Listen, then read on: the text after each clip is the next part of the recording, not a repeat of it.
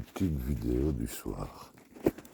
Oh, je vais vous faire partager un moment space. En fait, je me balade sur le Ravel, à hauteur d'Ermenton-sur-Meuse, avec ma frontale, quand les piles se déchargent et je me retrouve avec le service minimum. Ce qui veut dire que c'est la lampe pour voir sans être vu. Et entre nous, je vois pas grand-chose. Mais ça me fait penser à un truc génial qui se passe souvent dans les séances d'hypnose où on vous demande d'imaginer un petit chemin dans la forêt où vous pouvez marcher paisiblement. Et puis à un moment donné, ça s'assombrit. Et puis là, je me retrouve dans le noir. C'est quelque chose qui est assez surprenant d'ailleurs, parce qu'on n'est pas habitué, on n'est plus habitué. Il y a toujours la pollution, les réverbères ou même la lampe frontale. Mais au moment où la lumière s'est envolée comme ça d'un coup, je me suis retrouvé face à l'essentiel. Merde. Ça fout les jetons et puis tu te dis, mais qu'est-ce qui fait peur en fait? Il n'y a pas de raison d'avoir peur. Oui, t'es au milieu de nulle part, dans le trou de cul du monde, avec des animaux sauvages un peu partout. D'ailleurs, malheureusement, on n'entend pas le brame, mais on entend des départs d'animaux sauvages. Donc si vous voyez où je veux en venir, ça vous rallie à l'essentiel. La vie, simplement la vie. Et dit Charles, on n'irait pas, nous. On va pas aller jusque j'y vais. Hein. Si? Non, allez, viens, on va. Oui, t'as des copines là-bas, mais on peut pas aller là-bas. Il y a un élevage canin à 300 mètres d'ici. Et on a déjà été le rechercher une fois là-bas. Tu vois, Charlie, c'est cool, hein, les balades. Quand t'es calme et que tu ne tires pas. Non, c'est la deuxième balade incroyable. Il marche au pied. Il sent bien que papa n'est pas en forme. Il est en train seulement d'essayer de se remettre en forme. Et il est vraiment cool, ce chien. Maman laisse. Un gros loul. Mon ami. Non, quand je l'ai eu, il n'était pas sevré. On a eu des problèmes pour le sociabiliser. Donc il vit la plupart du temps dans le jardin avec une longe très longue, mais pour le promener, c'était toujours un problème parce que toujours à sentir, tirer. Et là pour le moment, je sais pas, il se fait vieux, il est pas bien, il est un peu déprimé aussi. Et je sens que ça lui fait du bien de se balader et le contact est rétabli. Non, attends, doucement. Un papa sédentaire dans le divan, ça c'est pas bon. Alors, oh, pas tirer.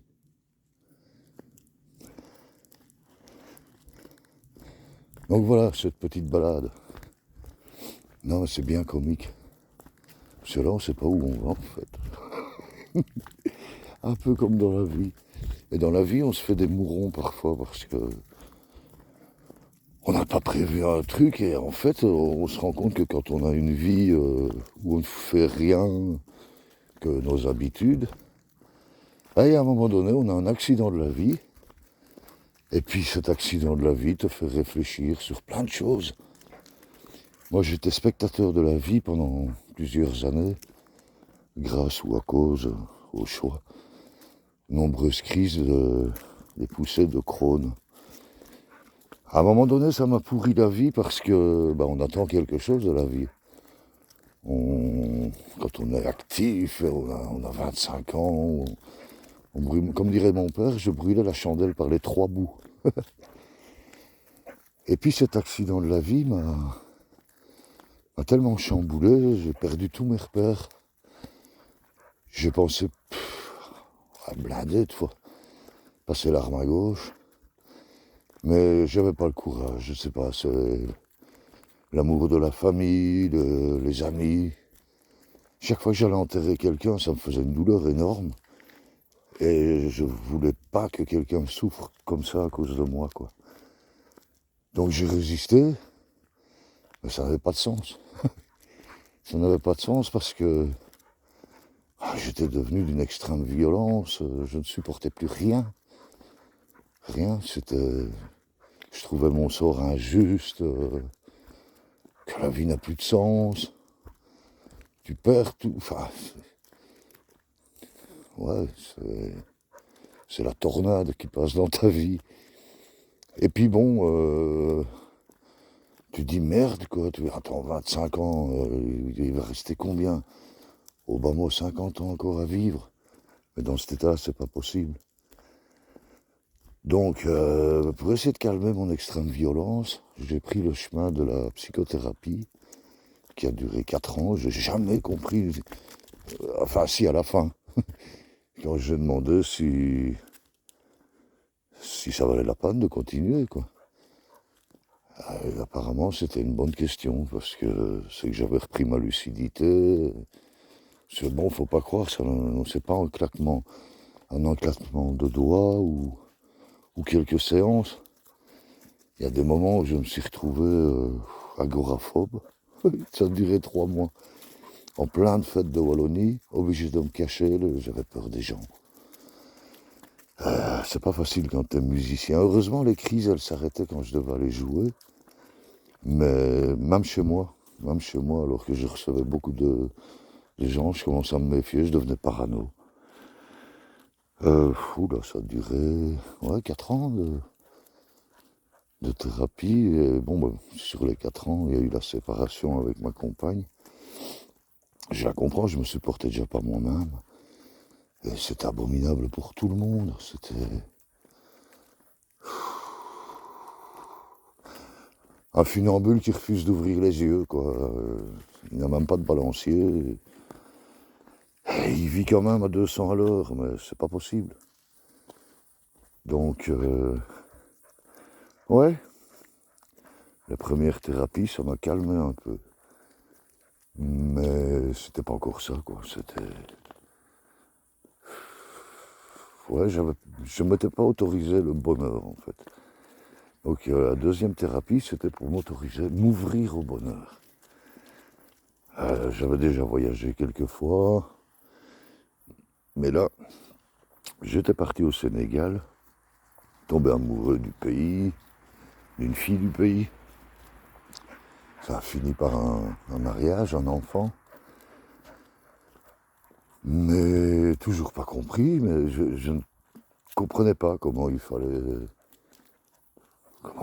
aimer, comment il fallait se laisser aimer. Ça me foutait les jetons, en fait. J'avais peur, parce que ça m'enchaînait quelque part, ça m'obligeait à prendre soin de moi. Et en fait, même en psychothérapie, on n'avait pas trouvé le mal qui me rongeait. Le premier mal qui me rongeait, en gros, c'était une blessure de rejet. Oui, on l'avait détectée, mais on ne l'avait pas vraiment traitée, quoi. Blessure d'abandon, blessure de trahison. Toutes ces blessures-là, on les a tous en fait, mais à des degrés différents et selon la sensibilité des gens, ça n'a pas trop d'impact et chez certains, ça en a énormément.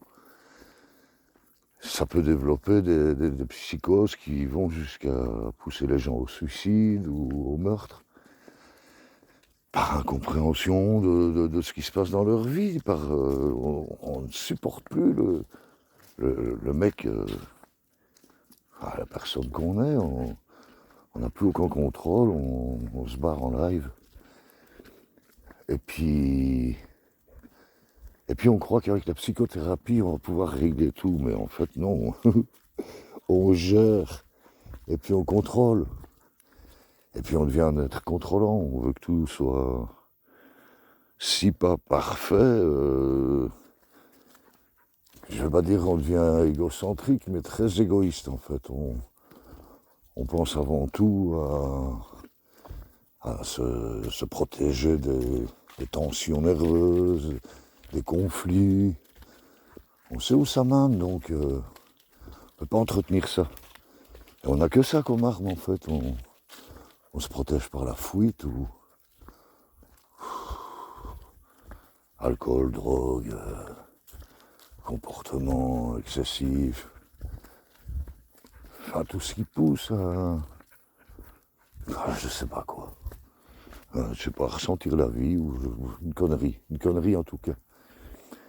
Et là, je découvre petit à petit certaines méthodes qu'on devrait utiliser de toute façon dans tous les deuils. Parce qu'un deuil comme une séparation, un déménagement, un licenciement, c'est toujours un traumatisme en soi. On n'a pas l'air comme ça, on n'est pas blessé, mais quand même, dans son amour propre, on est blessé dans son âme quelque part, parce que bon, on avait mis des projets, on avait imaginé des choses. On était dans l'illusion déjà. Quand tu imagines, tu ne réalises pas encore. Et puis, la dure réalité de la vie parfois fait que les chemins se détournent les uns des autres. Et là, il y a, comment dirais-je, un chagrin spécifique, je veux dire, spécifique à certaines blessures, qui permettent justement, c'est le moment d'aller foutre les doigts dedans, comme on dit, ou et y aller gaiement, quoi. C'est le moment. De toute façon, les larmes, c'est ce qui nettoie le mieux l'âme. Donc, surtout, se donner 48 heures, quoi. Si on pouvait être mort pendant 48 heures et puis se réveiller, commencer le travail à ce moment-là, ce serait beaucoup plus efficace parce que, pour moi, toutes les erreurs se font dans les premières 48 heures. On reprend des habitudes stupides ou on commence un effondrement. Je sais pas comment dire, ce sont des réactions qui sont tout à fait humaines, normales, logiques, tout ce qu'on veut, mais qui pourraient être évitées. Parce que, la vie, on dit les choses de la vie, c'est des grandes donneuses de leçons. Parce que si on n'apprend pas sa leçon, à l'école, on s'en fout, on dribble, on copie, on triche. Mais avec la vie, on ne triche pas. Et chaque chose que tu as identifiée, que tu as laissée en suspens, tôt ou tard, ça te rattrape. Et puis, c'est comme avec les huissiers, hein, la dette, elle augmente chaque jour, quoi.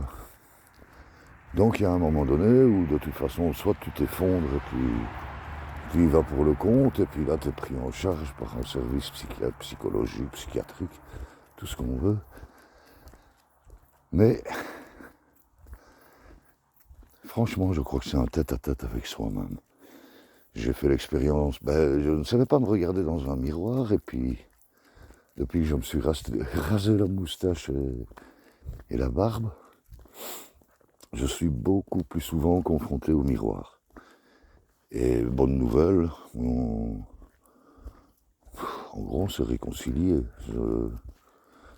J'arrive à lui parler, c'est étrange.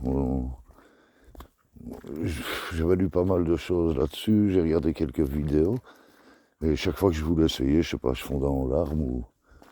En fait, il y avait une grande colère qui démarrait en moi. Et puis ses yeux qui me regardaient, je me sentais bombardé.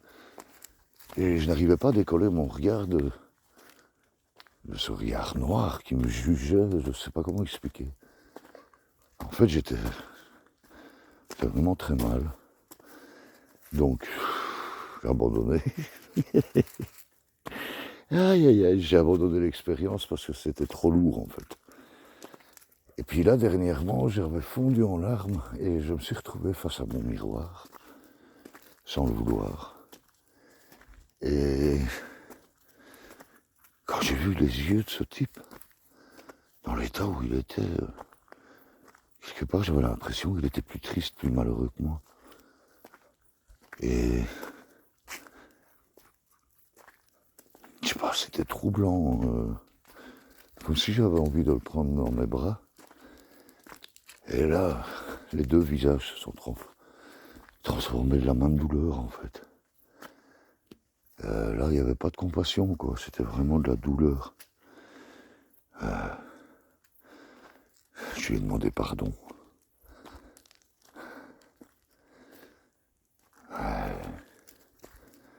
Faut pas se détacher de ses... Faut pas essayer de ne pas être soi-même. Il n'y a rien qui justifie qu'on ne soit pas soi-même à un moment donné de sa vie. Faire don de soi, oui, un certain temps. Mais de toute façon, récupérer toutes ces énergies, les nettoyer, en prendre soin. Parce que on est vite de l'autre côté, en fait. Très vite. Et puis si on peut pas réagir, ben... Ouais. I'm living like a rolling stone. J'ai écrit ça à une époque où pour moi c'était tellement facile de changer de vie, changer d'habitude. J'avais déjà tout cassé plusieurs fois. Donc c'est assez simple. Il suffit de se relever, de regarder si rien n'est cassé, si tous les morceaux sont à la bonne place. Et franchement, si t'as deux bras, deux jambes, deux mains, deux pieds, il y a de toute façon un cerveau dans ta tête. Et tu arriveras à surmonter n'importe quoi. C'est juste une question de volonté. Et parfois, il faut la réveiller avec un gros électrochoc. Voilà mes amis. Si ça vous a plu, il y aura d'autres balades.